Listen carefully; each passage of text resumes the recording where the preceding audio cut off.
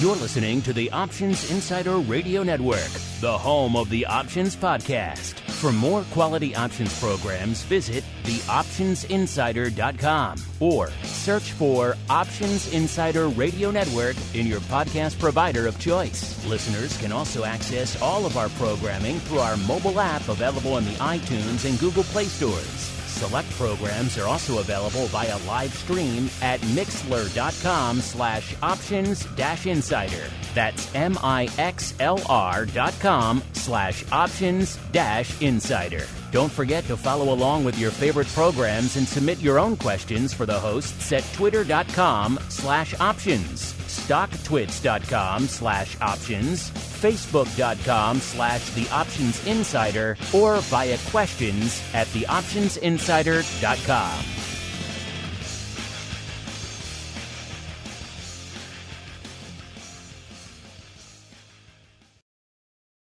Gold, crude oil, corn, soybeans, and more.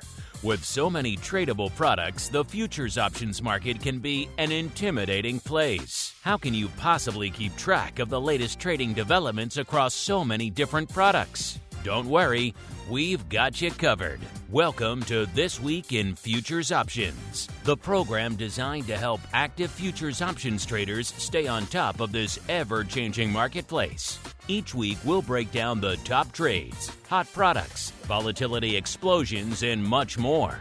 This Week in Futures Options streams live, so be sure to check out our live stream via the Mixlr app. That's MIXLR.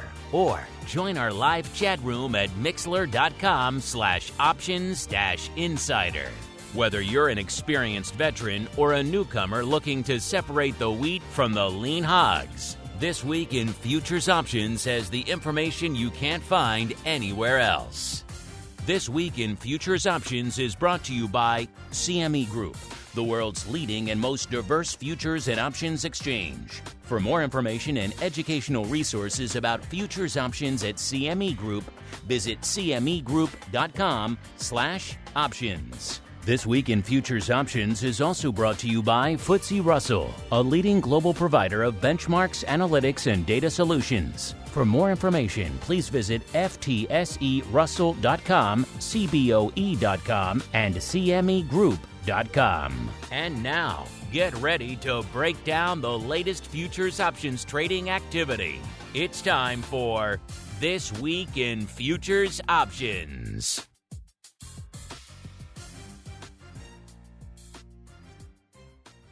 All right, everybody.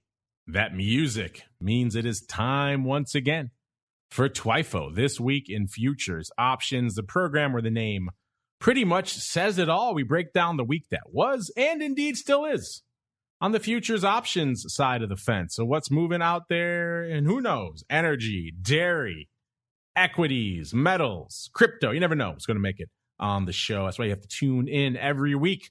My name is Mark Longo from theoptionsinsider.com, as well as, of course, from the ever-compelling, ever-scintillating, ever-tantalizing, at least we tend to think so, Options Insider Radio Network. I see the numbers, so clearly you folks agree with me, coming off yet another record month, the hottest month in the 15-plus year history of the network. So thanks to all of you out there who continue to devour our content and drive up our bandwidth bills. We love you all. Of course, if you want to go above and beyond, you want to get exclusive content like our pro Q&As. We had Scott Nations on last week. We had a great one this week with Jim Carroll on the volatility side. So 2 back-to-back on the vol side. Options oddities, of course, every Friday. Live streams, giveaways, a whole bunch more. Theoptionsinsider.com/pro is the place to go to begin your journey to the dark side. And let's see who's joining me today to take that journey with me. Joining me in the CME Group and FTSE Russell hot seat, our old friend, Mrs. Carley Garner, the senior analyst and broker over there at DeCarley Trading. Carley, welcome back to TWIFO. It has been too long. Thanks, Mark. It's good to be here. Just had your buddy Russell on last week. He's always saying great things about you. He's going to be jealous that you're on instead of him. What a nice guy.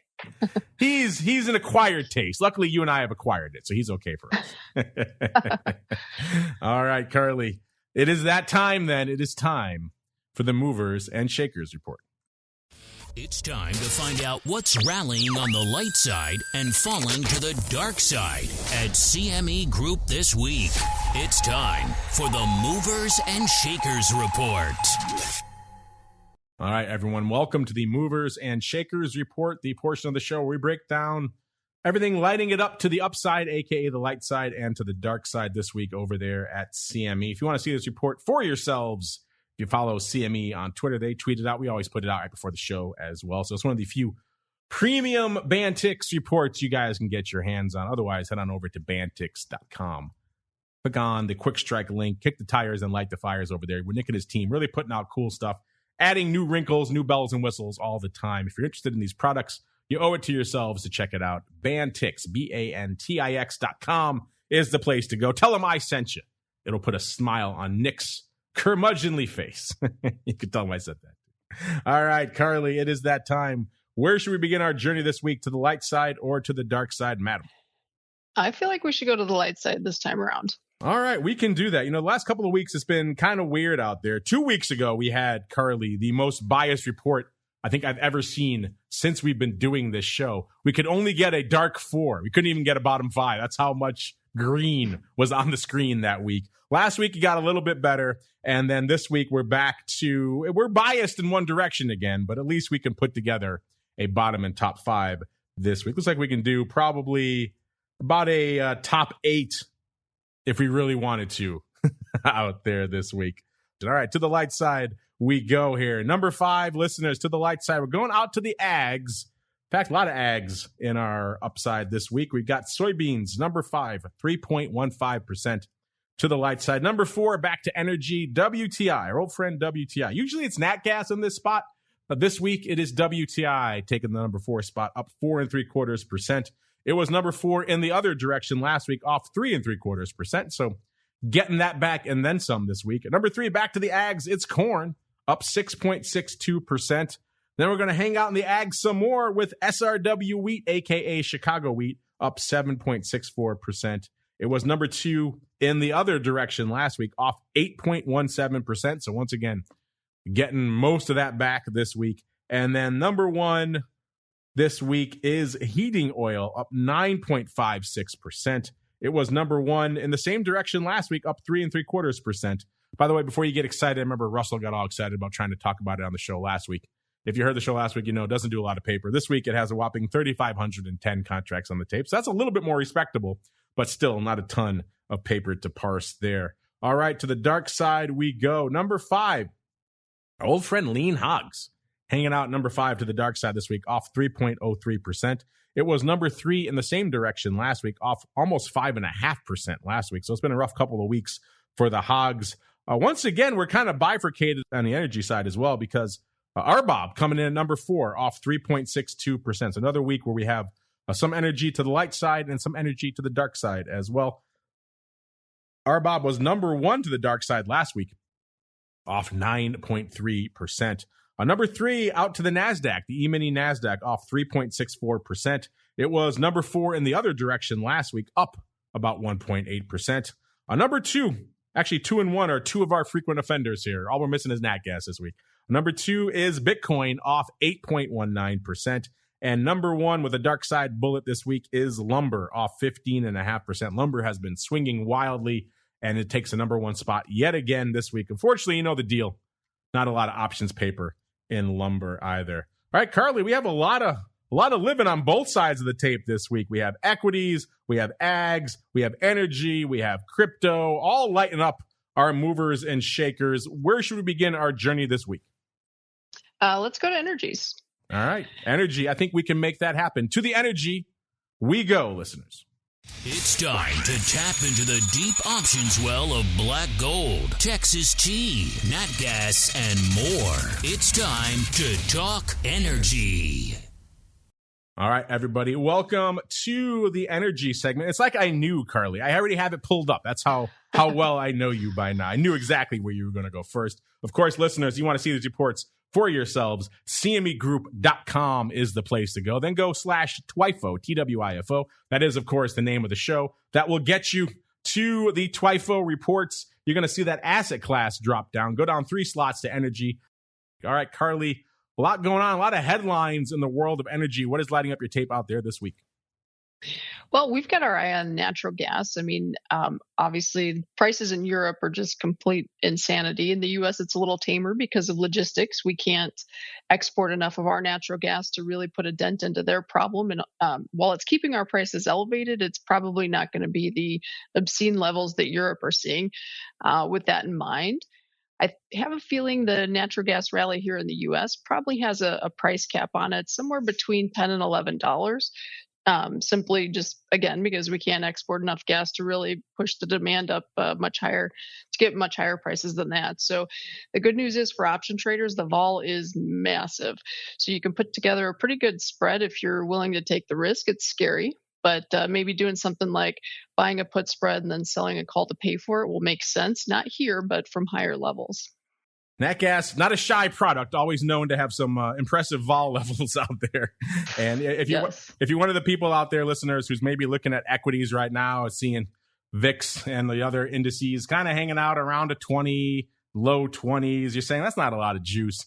Well, then allow me to present nat gas for you. By the way, listeners, we're just talking about WTI. We'll get there in a second. We'll pop out into nat gas as well. That is a couple of slots below that there in the product family, and then go off into nat gas. Nat gas hanging out 937 right now, so north of the 9 handle, threatening that 10 handle we've been talking about here for quite some time. Yeah, all the headlines lately, Carley, we heard rumblings coming out of Australia. They're going to limit exports. Australia, a kind of surprisingly strong exporter of LNG. Of course, everything that's going on in Eastern Europe as well. So there's been a lot of headlines in nat gas over the past couple of weeks. I expected it to be in our movers and shakers report this week, yet not so much. Kind of a quiet week here for nat gas, I guess, especially given the vol levels. Talking an 80 vol out there, Carley. So did you expect some more this week as well? Yeah, I actually think vol has another run into the triple digits. So I'd be patient. I wouldn't force anything. And if you do happen to miss a trade in natural gas, it's not the end of the world. It's a lot better to be on the sidelines wishing you were in than being in the market wishing you were on the sidelines. I know you've always got a nice risk reversal or maybe a call ladder in your back pocket to the upside in nat gas. So what are you working out in nat gas this week, Carley?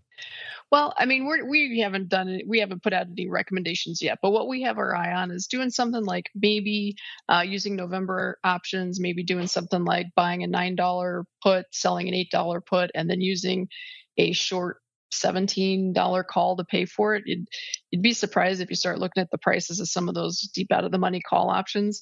A $17 call as of yesterday was bringing in like $4,000. So they're really expensive, and that's with natural gas in the high 9s. So that's pretty wild. Pretty wild. A good way to sum up nat gas. Usually a little bit tamer this week, but let's see what we have on the front here from an action perspective. About 350,000 contracts on the tape this week. So an active week, but not an explosive week. We usually see north of 400,000 this time of the week for nat gas listeners. So again, a kind of a surprisingly tranquil week for nat gas out there. And of that paper is trading like an equity. 28.5% of that went up, I should say, in the contract that has 1 day to go. So very equity centric. We're going to go a little bit farther out, I think, listeners. We're going to go to the October contract that has a whopping 33 days to go. That did about 25% of the paper this week, so a pretty active contract as well. The vol out there, just a little bit shy of 80. It's about 79.30. That's off nearly 3 points, about 2.9 points this week. So nat gas, as Carley alluded to, very volatile, very frothy out there. So again, if you're kind of looking at equities or other places where you normally trade and are not really liking the vol levels, allow me to suggest nat gas, as Carley mentioned, with the caveat that you're down for the risk, because this is no set it and forget it type trade out here. 80 vol, it merits it. It usually is rocking and rolling. So don't just come in for the vol. Make sure you're ready for what that entails. But intriguing stuff nonetheless. Let's get out to the skew.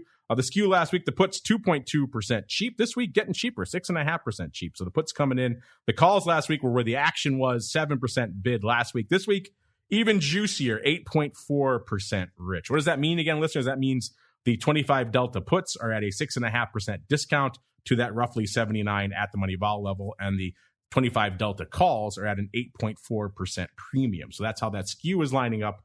So if you're doing spreads out there, you know what you're looking at from a skew perspective. In terms of the most active contract, it was the 10 calls. That's not exactly surprising. We're threatening that 10 handle, have been for a while, so the 10 calls have kind of been lighting it up. looks like across the term structure. The most active was in that SEP contract that has about a day to go. They did almost 16,000 contracts this week. It seems like folks were bailing on the 10 strike all week long. We had 3,100 going up on Monday, 5,500 on Tuesday, 3,800 on Wednesday, 3,400 today. Pretty much closing every day this week. So folks may be deciding, at least for this week, 10 was a bit of a bridge too far. Maybe getting the heck out of Dodge. Either way, a lot of closing paper, nearly 16,000 contracts on the tape on the 10 calls in September. And then behind that, we have kind of a tie for number 2. It is the 11 calls, doing about 8,000 contracts this week, also in September. The big day for that was Monday, 3,700, 3,300 on Tuesday. The rest of the week kind of quiet. Looks like it's been kind of back and forth opening to closing. And then right behind that, we have the 10 calls in October. I remember I said the 10 strike popular kind of across the term structure. The 10 calls doing about 7,800 contracts in October. The big day, Tuesday, 5,100 on Tuesday, about 1,000 on Monday, 1,000 today, and about 700 yesterday. Kind of back and forth opening to closing on that strike. But again, we have about a month longer time frame there. So a little bit more time to play with the 10 calls there in October. Let's see if anything else is lighting up the tape a little bit farther out. 10 calls also active in February of next year, doing about 1,700 contracts. But it isn't all calls, listeners. Again, we talked about looked like a calendar on the 3 put strike last week. We're seeing the 3 puts active again this week. Looks like the similar trade, the April, May 3 puts and the April, May, and June 3 puts, all doing 2,245 contracts. In fact, looks like it goes out to July and then August. I don't know, Carley, did you notice this kind of 3 put? I guess you can call it a stripper. The 3 put strike has been pretty active for a couple of weeks. Have you been noticing these types of calendar plays on the 3 puts in nat gas, Carley? I haven't. 3s, so that'd be quite the move if we saw $3. Yeah, it was trading last week and it's going up again this week, 2,245 times on the 3 puts. Again, in April, in May, and in June. You think it would stop there, but no, it continues. It goes out to July and then to August and September here, and also October. Wow, they kept that all the way up. So multiple months, all doing 2,245. So they weren't done last week. They came back in. Let me see if I can look really quickly as what they are up to. If they did it all in one day or if they spread. No, they've been trading all week. I'm looking at the 3 puts here in October. They were trading pretty much every day this week. So that's interesting. Yeah, but it's the exact same amount of volume on every month. So that's not a coincidence, but no. Weird stuff afoot here. So yeah, it's not all 10 calls, Carley.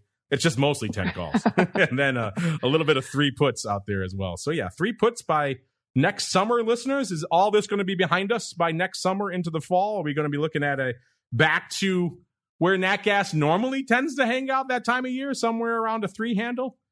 It's like someone might be playing on that one. I need to dig in some more about it, exactly what they're up to out here, because these puts they were active last week and they're active again this week. Nat gas 3 put time strip, for lack of a better term out here. Before we get out of energy, let's pop into WTI as well. That is, of course, on our movers and shakers this week at number 4. Carley, I know you're watching nat gas a lot. Anything catching your eye in WTI this week? Yeah. So, we've seen some really big up and down days in crude oil, but if you notice, we're literally not going anywhere. We're just kind of flatlining. Front month's pretty comfortable around 91. That said, I tend to lean lower in crude oil over in the big picture. In the short run, I think we could see 100, 102 again. I think that's possible on some sort of a spike, but I wouldn't trust any rallies. This is the type of market that once the downside starts occurring, sometimes it's hard to stop. And I would say if we got a break below about 88, it'd be just open the floodgates to massive selling. Even after all of this corrective action and digestion we've seen in the last several months, speculators are still holding a decently long position. And we haven't really seen the capitulation that needs to happen in oil to really firmly put in some sort of a bottom. So I tend to lean lower. We'll see what happens. I know option players, the last I looked, were heavily on the call side. So we'll see how it goes. We shall see indeed. Pop out of the nat gas, listeners, go up a couple in the product family to WTI, back to where we were just a few minutes ago. Like we said, about 92.5 in that front future in WTI, up about $2 or about 2.25% on the week. In terms of action, similar numbers to what we're seeing in nat gas, about 360,000 contracts on the tape. So kind of light. But then again, it is August, listeners. These are not exactly the most robust periods for the market out there. 43.7% of that paper going up in the October contract has about 21 days to go. So we will hang our hats out there. What is the vol in WTI this week? 44.5, off about $1.50 this week, but still fairly frothy, almost 2x what we're seeing in VIX and a lot of the other major products out there. So again, if you're looking for vol, the energy category has it for you this week. In terms of skew, the puts last week, 5.7% bid. So it looks like the options market agreeing with Carley this week. The downside is where the interest is. 8.8% bid are the puts this week. So getting a little bit more juice out there. The calls last week, 3.7% cheap. This week, 7.2% cheap. So WTI skew in October lighting up like an equity. Bid to the puts, deep discount to the calls. Interesting stuff afoot. Let's see what the big trade was out here this week. And I said we're at about a 92.5 listeners. It was the 105 calls in October leading the dance this week. 13,005 of them going up. The big day actually today, 5,000 today, 4,800 on Tuesday, 2,100 on Wednesday, and 1,000 on Monday. Looks like it was back and forth throughout most of the week. So 105's not quite getting there this week, listeners. Intriguing stuff. Also, right behind that, we have the par calls. I expected those to kind of take the top spot, but 105's taking it this week. Par calls right behind it, the 100 calls, listeners, about 10,400 contracts. The big day for those was Tuesday, 3,500 on Tuesday, 2,600 today, 2,300 on Wednesday, and about 1,800 on Monday. Again, kind of back and forth on that strike throughout the week as well, opening and closing. Right behind that, it's not all calls all the time, listeners. There are some puts lighting it up this week. It was the 80 puts, 9,400 of those this week. The big day was Monday, 3,200 on Monday, 2,300 each yesterday and today, and about 1,500 on Tuesday. It looks like those are mostly opening, so that could maybe account for some of that bid we're seeing to the put skew, and also that call action. Seems like folks maybe taking off some upside calls, hence the decrease to the premium out there in the call wing in WTI this week. Let's go a little bit farther out, see if we see any other interesting and or aberrant paper lighting up our tape, listeners. The par calls also pretty active in December. Almost 11,000 going up, 10,700 this week. The big days, Monday and Tuesday. Tuesday, 4,300. Monday, 4,100. About 1,500 today and about 1,000 yesterday. It's like mostly opening throughout the week. So opening paper back on the par strike in December. And then also it looks like we have a little bit of interest in some 70 puts. That's out in June of next year. 2,500, 2,700 actually of those. So it's not all puts, all calls, I should say, all the time. But if you want to get a little bit farther out, let's go to, how about the 120s in January? How does that sound, listeners? We saw about almost 6,000, about 5,700 of those going up this week. Actually, most of that today, 4,100 today, 1,100 on Tuesday. The rest kind of scattered throughout the week. So some action on the 120s. Doesn't seem like it's 121s did 1,000 today. So they remember we saw those weirdly tight verticals lately. Listen, I think it was the 119, 120, 120, 121, something along those lines. We speculated that someone was putting those up as effectively a stupid, so trying to get the half strike in between. Not seeing quite that this week. If they're doing it, it's 1/4 on a ratio. So that doesn't make a heck of a lot of sense. But either way, the 120s out here in January of next year also pretty active. All right, let's see if anything else is lighting it up out here. No, it seems like that's kind of, don't see those weird prints like we saw the last couple of weeks. Carley, did you notice those? I was kind of speculating about those with your buddy, Mr. Rhodes, on the show last week. There are these pretty sizable prints going up that were extremely tight. So they didn't seem like they were verticals. They were like, D's 120, 121 type vertical / stupids, call them what you will, going up for size, $1 wide. Huh. Very strange. We kind of speculated maybe they was going for the half strike in between, because why else would you do that? But it was just very strange. Honestly, I don't have a good explanation for that. I agree, it's strange. I can tell you that just because a trader has a big account and a lot of money and can put on a big position doesn't necessarily mean they know what they're doing. So I've talked to a lot of traders that probably think their skill level is a little higher than what it actually is. And so it might just simply be someone that doesn't understand how the dynamics of getting in and out of that trade would work, but who knows? Yeah, we say that all the time on some of our other shows. The size money, not always the smart money, Carley. We've seen many examples of that to the contrary. And so whoever's putting up those stupids, whatever they are, they call them stupids for a reason at the end of the day, listeners. I'll just leave it there with my viewpoint on that type of trading. All right, let's roll on out of energy now. It seems like we have quite a few ags lighting up our movers and shakers this week. So maybe we'll head out to the ags next. It's time to get our hands dirty exploring the latest options, trades, and trends in corn, wheat, soybeans, and more. It's time to talk ags.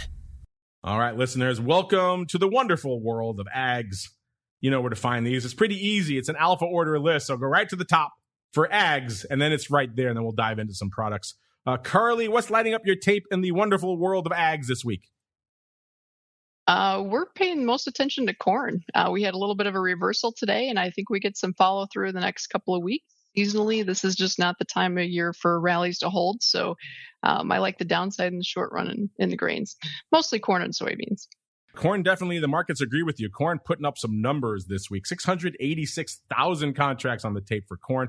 Corn also usually hangs out in that north of 400,000 range, but 686 is a pretty impressive number. Corn, as you mentioned, number 3 on our light side movers and shakers this week, listeners, up 6.62% since our show last week. It's up 5.11% just since the start of this week. So a lot of that run obviously coming this week. Coming into this segment, corn at a 658 in that front future. Of course, that's going away pretty soon, but that's where we're hanging out in corn right now, listeners.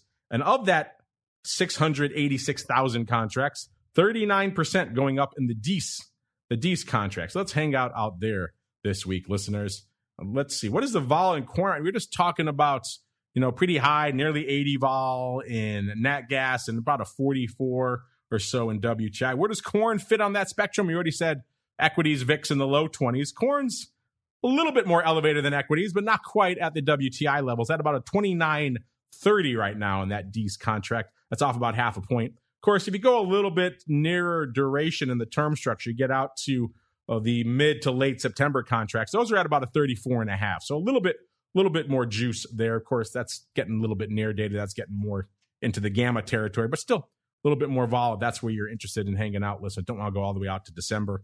In terms of the skew, last week the puts were 5.7% bid. Wow, huge swing. This week, the puts have swung all the way in the other direction. They are now 5.9% discounted to the at-the-money vol. So that's a huge swing in the skew for corn. Wow, that's looking like a Bitcoin or a gold swing, but in corn. That's interesting. And the calls last week, 9.2% rich. Last week, 5.5% rich this week. So the calls coming in and the puts getting annihilated this week. That is interesting.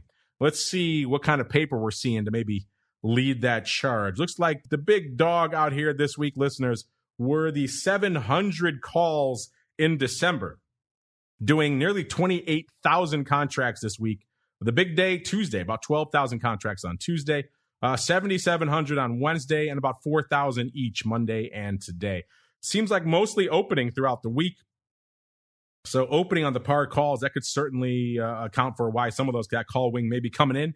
Maybe some folks blasting away at the 700 strike there. Then right behind it, we have the 7 halves doing 25,400 contracts this week. The big day, also Tuesday, 13,200 going up on Tuesday, 4,900 on Monday, 3,900 today, and 3,300 on Wednesday. That one a little bit more back and forth throughout the week, opening to closing. So intriguing action there on the 700s and the 7 halves. Not to be outdone, there are some puts lighting it up this week as well. The 600 puts doing nearly 24,000 contracts this week. Also Tuesday, the big day for corn, 10,200 contracts on Tuesday, 6,500 on Wednesday, nearly 5,000 today, and 2,200 on Monday. Again, kind of back and forth opening to closing throughout the week. So that's quite a range of action there. 600 puts, 700 calls, 7.5 calls, all lighting it up out there this week, and all for pretty impressive size, hence the impressive amount of volume going up out here this week. Let's jump a little bit away from the action in December. There also is some action in the SEP contract this week going out tomorrow. So this is where corn looks a little bit more like an equity, doing some near-dated paper. Almost 21,000 contracts going up in the 700 calls in the September contract. The big day for those was actually Wednesday. Almost 12,000, 11,800 going up on Wednesday, 6,800 on Tuesday, about 2,000 today, and not much going up on Monday. Also kind of back and forth. Looks like most of the big pop on Wednesday, though, was closing paper. So folks maybe taking off some 700 calls earlier this week when they decided maybe we weren't about to hit that strike. Either way, a lot of action on the 700s in September and also December here in corn. Just a lot of paper across the board. People always ask us every week, Carley, just like clockwork, if I want to dip my toes into ags, where should I start? We always say corn is probably the easiest starting point because it is the most liquid, certainly. And look at a week like this is no exception. What are your thoughts on corn as a starting point for newer ag traders, Carley? Yeah, no, I think it's a great starting point. I also point them into that direction. And one thing to keep in mind also is a lot of people want to come in and trade crude oil. Well, we all know how difficult crude oil can be, especially if you're trading the full-size contracts.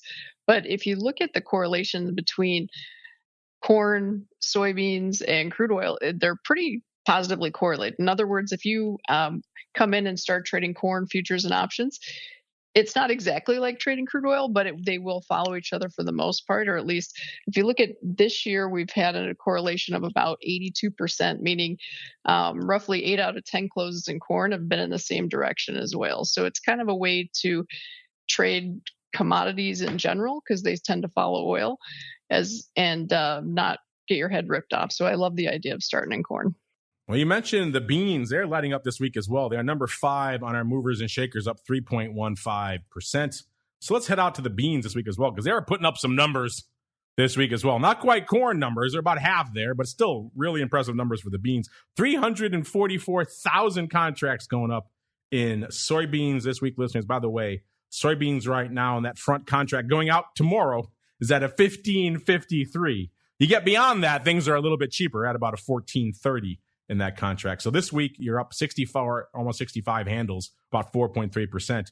You get beyond that into a little bit later contracts, you're up about, 25.75 points, or about 1.8%. Still a pretty active week out here for the beans. And in terms of the paper, nearly half, 42% going up in that November contract. So not in Dece, but in November. Interesting.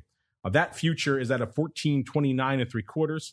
Again, up about 25.75 or about 1.8% on the week. Vol-wise, what is the vol in soybeans? About a 23.5. So a little bit north of where equity vol is, a little bit below where corn vol is, and certainly far below where we're seeing energy vol right now.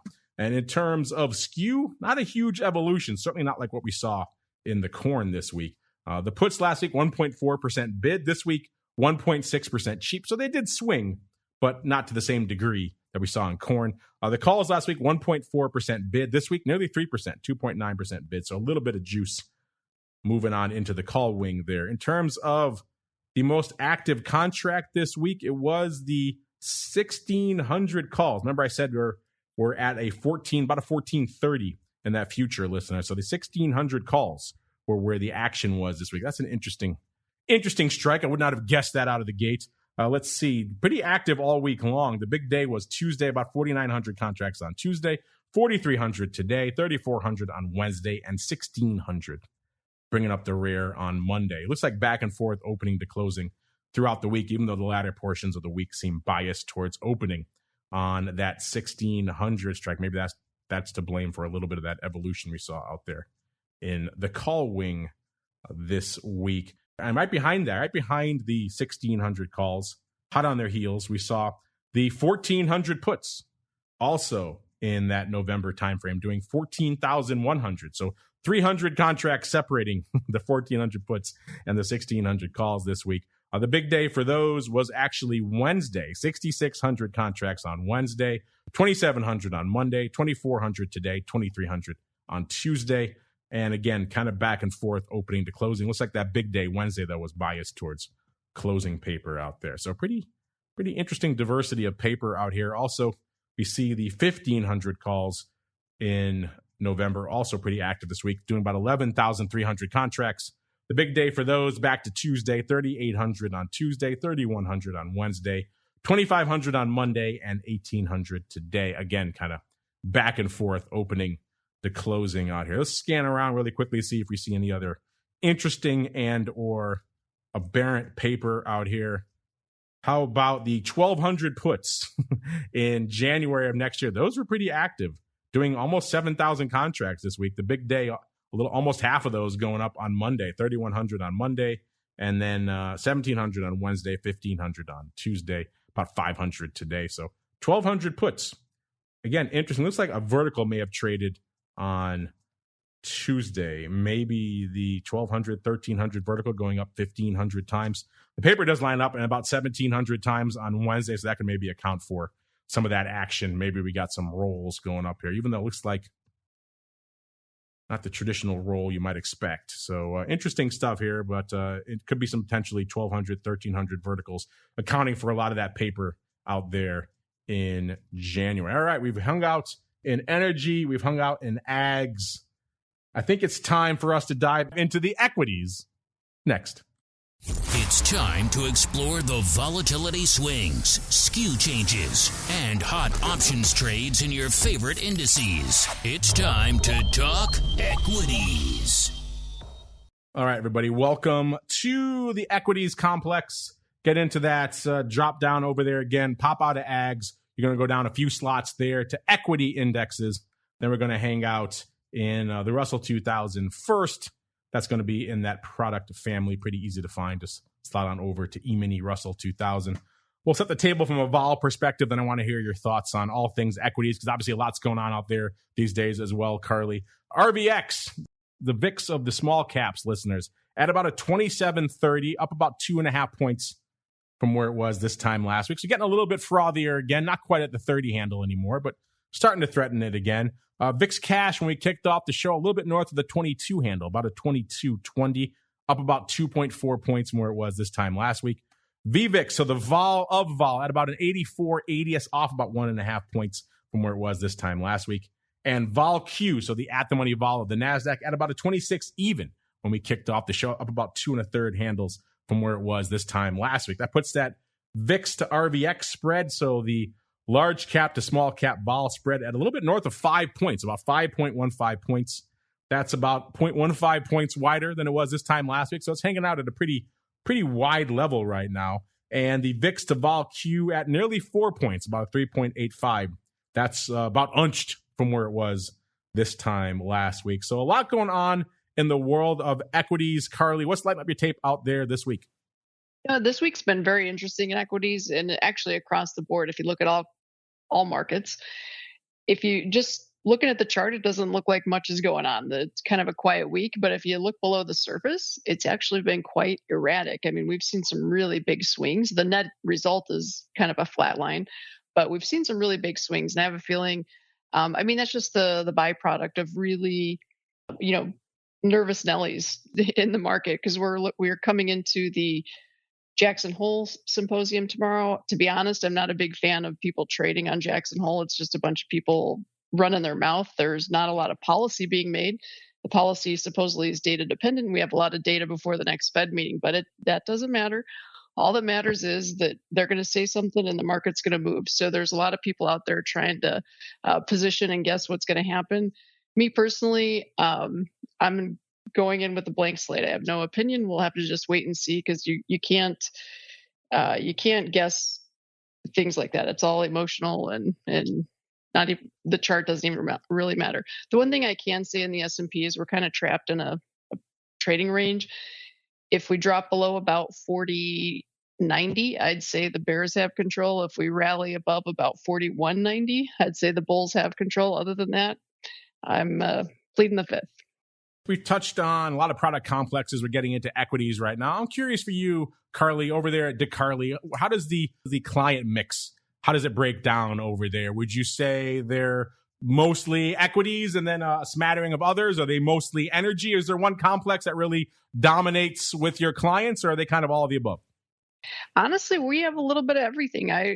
We have a handful of, a group, I should say, not a handful, but quite a few traders in each sector, and they all do their own thing. And we give them some ideas here and there, but ultimately we've got people trading anything you could possibly imagine. We even have one guy that almost exclusively trades lumber. So we even have Really? lumber traders. He's the guy. Yeah. So when it does 3 He's contracts a week on the options, it's him. It's your client. Yeah. Actually, he's actually doing futures, not options, but he's pulled some pretty big chunks out of it here and there. So I don't know. What can I say? I've warned him about that market, but he knows more than I do about lumber. It's clear. That guy's got a high risk tolerance if he's slinging a lot of lumber, because that product.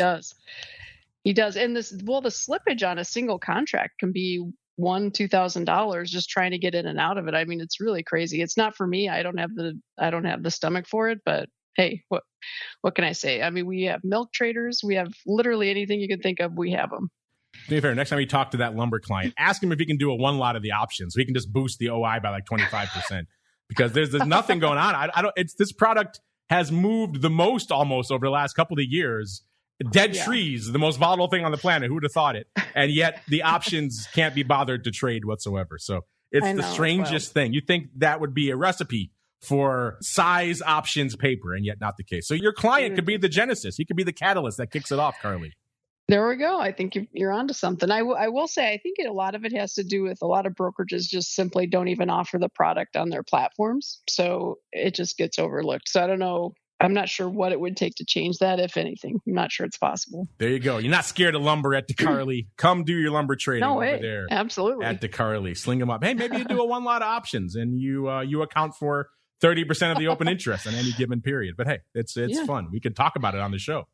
And then we'd probably have to fill out the CFTC position limit forms for that one lot. Yes. You would be the entire COT report for all of lumber for that REIT. All right, good stuff. We could talk lumber for the whole show. Let's dive into some more equities here. Small caps putting up some numbers this week to the downside, actually. They're off about 0.25%, but they were swinging a lot today. So actually net on the week, they're kind of unched, which is interesting, right around 1954. So they've been hanging out, right at or above and right below that magical, mythical 2000 level for quite some time now, at about 50 points below it again this week. In terms of the paper, we're seeing about 15,000 contracts on the tape. So decent week, but not as active as we've seen small caps in the past. We see it easily get to close north of 30, pretty easily out there, if not more. In terms of the action, about 28% of that paper going up, and the SEP contract has about 22 days to go, so we will hang out there. The vol out there in small caps this week, about 24.10, so about 1 point up, 1 point north of where it was this time last week, and a little bit below that RVX measure we put out earlier. Remember that RVX is using that VIX methodology, so it's kind of a rolling 30-day metric with some skew baked in there as well. So it's never going to line up exactly with what we're looking at. Plus, we're not going out that far. We're only going out 21 days out here right now, listeners. And in terms of the skew, last week, the puts 12.2% bid. This week, exactly 12.2% bid. So no change there. The calls, 9.8% cheap. Last week, 10.5% cheap this week. And in terms of action, it was the 1980 calls leading the dance with nearly 1,000 contracts this week. Almost all of that on Monday. Looks like there was a 1980-1960 vertical. Went up about 1,000 times on Monday. Seems like paper was closing it off. So deciding maybe that was a bit of a bridge too far for this week, or maybe getting a little bit spooked. Either way, they were taking that bad boy off on Monday, and that accounted for a good chunk of paper out there in that SEP contract. Since we have Carley on, I'll look really quickly at some E-mini S&P, even though I can guarantee you, Carley, before I even pull it up, that it's going to be pretty much all puts going out tomorrow that paper was selling. Oh, yes, that is the case. Right. That is the case. 36 half puts going up 29,000 times this week, Carley. It is funny. I used to joke when I first walked into the SPX and the CBOE, there were a lot of guys out there who did this. They sold the garbage, the teeny puts, because they were teeny bid back then. And I kind of thought that paper went away, but apparently some fund or funds have reawakened to this paper here, and they're just doing it every week like clockwork in the E-mini S&P, Carley. And it's just like, again, 29,000 of the 36 half puts this week. Again, just it's the literal picking up nickels in front of the steamroller again. 36.75 puts going out in 4 days. They traded 32,000 times just today, Carley. So holy cow. Yeah, it's almost depressing when we break. That's why we don't break down S&P that much, even though it does a lot of paper. But so much of it is so front loaded. There are some calls to be spoken for. The 42 half calls doing 37,000 contracts this week. Those are going out tomorrow. We're pretty active all week long. It's like paper was opening on the 42 halves all week long, which is interesting given the fact that they have a day to go, and I don't think we're getting to. Well, we could. Crazier things have happened, but that'd be a pretty aggressive move in the E-mini by tomorrow, 42.50. 37,000 of those this week as well. So there are some calls. They are just obliterated by the explosion of nonsense puts. Listen, it's 43,000 of the 3,600 puts that go out next week went up this week as well. So 18,000 just today. So yeah, some funds, Carley, are just really content to tie up a lot of capital to pick up the proverbial nickels in the E-mini every week. I don't know. I don't know why they've discovered this now, but that's apparently the trade du jour. So is that what you guys are doing in DeCarley? Just blasting away at 36 half puts in the E-mini? No, I mean, we have some clients that do that sort of thing, but I'd be interesting to see, like, if you're doing it in massive size like that, I'd be interested to see how they hedge it. I assume they're selling some futures against it here and there if something goes weird, but sometimes you just don't have time. Those options can be $4 or $5 today and literally a few minutes later be like $20, $30. Yeah, so it's kind of hard to hedge those. You're right, because when they start coming against you, it's immediate. There's no time. There's no time to hedge. You're right. So unless you're doing it with futures to start off with, but that's not much delta, A, and B, that's kind of a weird way to do it if you are doing it that way. But I've seen crazier things. So yeah, I don't know. That's interesting. I scratch my head on those every week. That's why we don't talk about them that much. But for you, Carley, just for a special gift. Well, thank you. For you, we brought them up out here. We have a little bit of time left. Carley, you want to hang out and check out some crypto or anything else floating your boat, or you want to get straight to the listeners? I'll leave it up to you. Sure. We can talk crypto. I mean, sure. Why not? All right. Crypto it is then. It's time to explore the volatile world of Bitcoin, Ether, and more. It's time to talk about crypto. All right, everybody. Welcome to the crypto. It's easy to find. Just go one down from the ags or two up from the equities. It's number 2 there on the list at cryptocurrencies. We'll get to, let's maybe look at the micro, see what's going on in the micros. I know that's a place where you folks like to hang out here. By the way, Bitcoin moving and shaking again this week. It was number 2 to the dark side, off 8.19%. Coming into showtime was a little bit shy of 21,500, 21,495. Actually up ever so slightly since the start of the week, but obviously off since the end of our show last week. The micros doing a little bit more paper than the big ones. Carley, have your clients, have they started to warm up to the CME offerings on the crypto side? Could be the big Bitcoin options and futures, or the micro stuff. Have they started to trade those out there? Not too much. I mean, our clients tend to find the big Bitcoin options are really expensive, like wildly expensive, and the margins are high. So that's a little too much for most retail traders. And then on the flip side, the micro Bitcoin futures, we have a lot of people that are dabbling in those, but the options are still really thin. It's odd. I would have thought that the options would pick up a lot more than they did, but there's just not a whole lot of liquidity there. And I'm finding that a lot of clearing firms don't really want to offer trading in them. If they do, it's long only. And even a lot of firms won't even allow long only just because they're worried someone's going to get exercised, and there's no price limits, and they trade on Saturdays when everything's closed. So there's not a lot of, like, from a risk management or a brokerage perspective, there's definitely some big concerns. Because if you can imagine, like as a futures broker, and you allow your clients to buy or sell Bitcoin options, many are full size, and the market closes on Friday, and then suddenly something really wild happens over the weekend, you have no way for your client to hedge his risk. And as a broker, you're just a bag holder if something really out of the ordinary happens. So unfortunately, it's been hard to get retail traders enough liquidity to get them going. But I think that'll change as time goes on and people get more comfortable with these products. I mean, Bitcoin's been around for a while, but let's face it, it's not as old school as corn or crude oil or anything like that. And so it just takes some time. Yeah, I was looking at the numbers while you were talking. The big Bitcoin options, Bitcoin, again, the big mover this week, they did about 330 odd contracts this week. So that's decent for the big ones. As you know, listening to the show for a while, they don't do a lot of paper, but still not a ton. That's a 5x multiplier, of course. That's a big, beefy contract. The micro options on Bitcoin only doing about 600 contracts this week. So I thought they'd be a little bit more active. But you mentioned the Ether options on the micro side. They are putting up some numbers this week, nearly 18,000 contracts on the micro Ether side. Weirdly enough, getting back to your point about liquidity, Carley, it seemed like it was all in one day. It was all Monday. I'm looking at these numbers here. Like, for example, of that nearly 18,000 contracts that went up this week, most of it was going up in the SEP contract. I'm looking here. They did no paper on Tuesday on any of the strikes, no paper on Wednesday.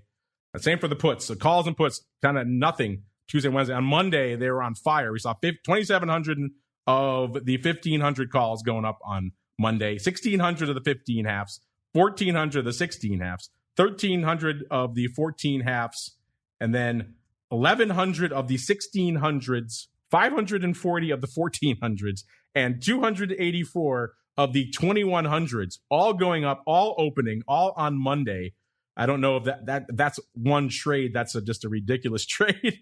But either way, I can kind of see your point because they're putting up paper, Carley, but it seems like it's in massive spurts, and then that's it. Right. Yeah. Probably just one or two traders or a fund or something like that. Yes. If you're a broker, if you're a clearing firm, dealing with all this kind of one-sided paper, it's got to be challenging. We see that on our crypto rundown show as well. It's all calls all the time in ETH and people just buying the heck out of the upside. So yeah, challenging from a risk perspective out there. So yeah, micro ETH options putting up some numbers this week. It was apparently just all on Monday. So strange trading afoot out here, listeners. By the way, speaking of ETH options, CME making an announcement this week. They're going to launch options on the big Ether futures coming next month, September 12th. Obviously, they have to be approved, but that is the plan right now. Now, that's the big contract. That's the 50 ETH per contract. So those are going to be the big boys, but we'll see if that maybe adds a little bit more action. ETH has been where a lot of the interest over the last couple of weeks has been out there in the crypto space. ETH has just been rocking and rolling out there of late. So it'll be interesting to see if these big Ether options catch on, where the futures have actually been doing a little bit more paper of late as well. Again, if this stuff intrigues you, listeners, we have a whole show devoted to it. The Crypto Rundown every Monday on the network, or of course, you can get it on demand wherever you get our content, which these days is pretty much anywhere on the planet out there. As we keep on rolling, it is time for you folks to join the show. It is time for your futures options feedback. It's time for your questions, comments, and insights. It's time for Futures Options Feedback. Submit your questions at twitter.com/options, facebook.com/The Options Insider, stocktwits.com/Options Insider, or via questions@theoptionsinsider.com.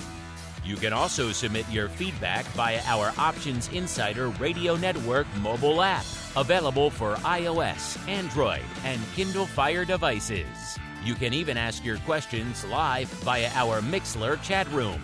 So grab the Mixlr app or just search for Options Insider at Mixlr.com. That's MIXLR.com.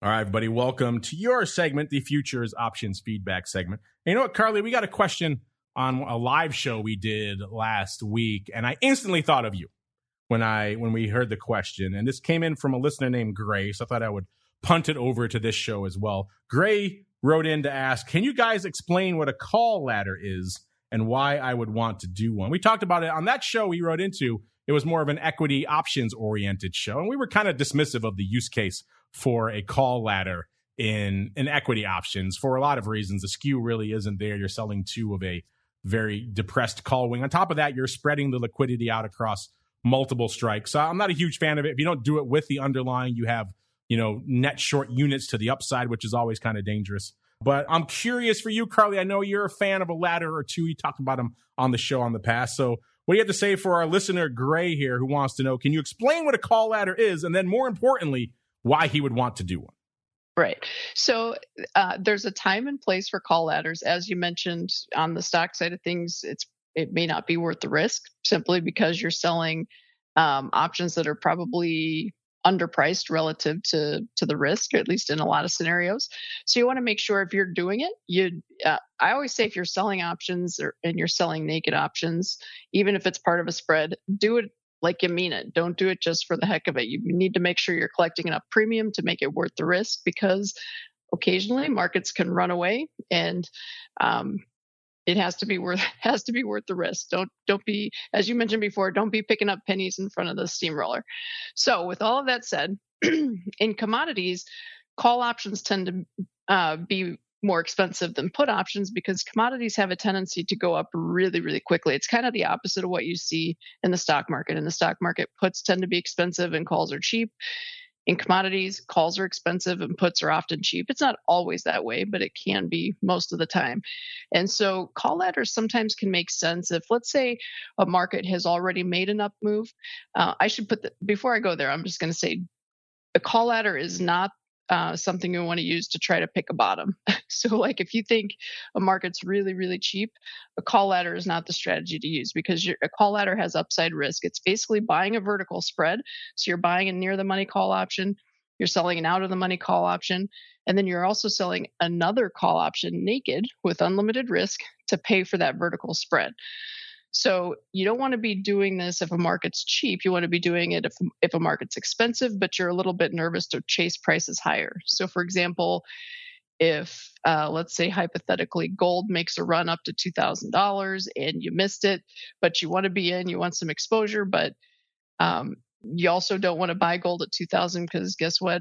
For the last 14 years, anything around that price area has just been like kryptonite for the bulls. So you could do something like a call ladder. When a market makes a really big rally, the options tend to get very expensive on the call side. In commodities, they do anyway. So you can buy an at the money call, and you could probably sell 2 deep out of the money calls at staggered strike prices, and not only bring in enough premium to pay for the option you bought, but also maybe even bring in a credit and give yourself a really wide profit potential, a lucrative profit potential, and even give yourself a lot of room for error. So you only want to do this in high volatility situations, not low volatility situations. But the reason you might want to do it is you can get into a market with a bullish stance that has already made an up move that you might have missed out on, or maybe you played it with a different strategy and now you don't have any more exposure. So it's a way to get upside exposure without having downside risk. So the most prominent advantage of this type of a strategy is if the market does roll over and go the other way, if you're wrong about a continuation of the rally, you have no downside risk, or at least depending on how much premium you collected to pay for your call spread, you might have very little downside risk, but it's definitely not going to ruin your life if the market crashes from there.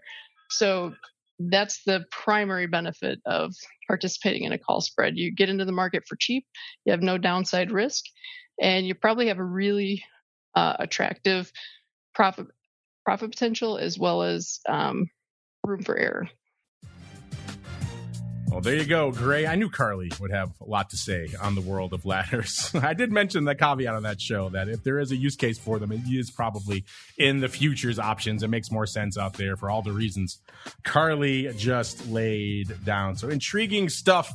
Unfortunately, that music means we come to the end of another epic journey through the world of futures options. Carley, I want to thank you for joining us on today's journey. Before we go, if folks have questions like Gray about call ladders, and maybe they want to reach out to you guys at DeCarley, maybe they want to start slinging those lumber options, where should they go? What should they do, Carley?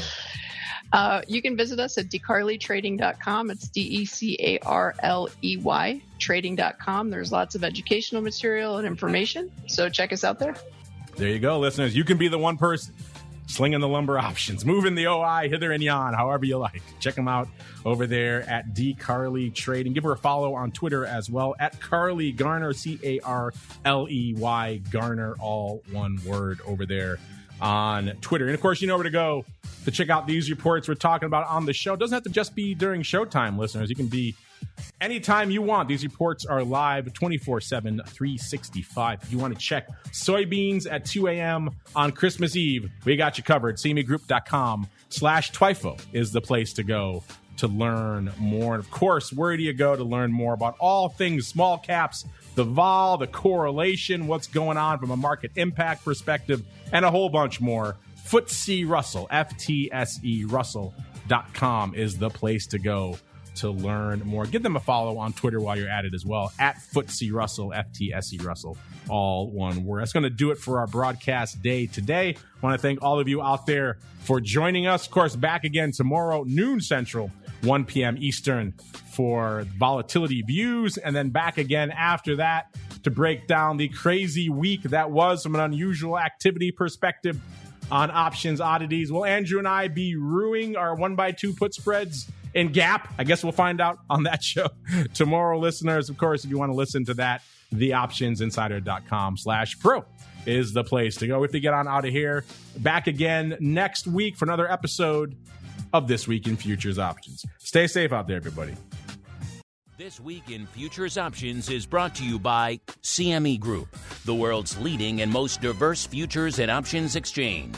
CME Group's markets help individuals and businesses around the world manage risks and seize opportunities. CME Group offers the deepest and most liquid options on futures across all asset classes, including interest rates, equity indexes, foreign exchange, energy, agriculture, and metals. For more information and educational resources about futures options at CME Group, visit cmegroup.com/options. This Week in Futures Options is also brought to you by FTSE Russell, a leading global provider of benchmarks, analytics, and data solutions. Investors in the U.S. and around the world are using FTSE Russell indexes to benchmark their investment performance and create investment funds, ETFs, structured products, and index-based derivatives. Many Options Insider Radio Network listeners will be familiar with the Russell 2000 Index. Russell 2000 futures and options are currently trading on the Chicago Board Options Exchange and CME Group. For more information, please visit ftserussell.com, cboe.com, and cmegroup.com. This broadcast is intended for informational and educational purposes only and does not constitute trading advice or the solicitation of purchases or sale of any futures or options.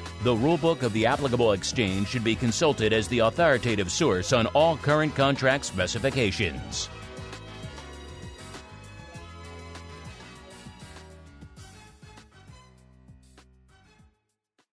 You're listening to the Options Insider Radio Network, the home of the Options Podcast. For more quality options programs, visit theoptionsinsider.com or search for Options Insider Radio Network in your podcast provider of choice. Listeners can also access all of our programming through our mobile app available in the iTunes and Google Play stores. Select programs are also available via live stream at mixlr.com/options-insider. That's mixlr.com/options-insider. Don't forget to follow along with your favorite programs and submit your own questions for the hosts at twitter.com/options, stocktwits.com/options, facebook.com/theoptionsinsider, or via questions at theoptionsinsider.com.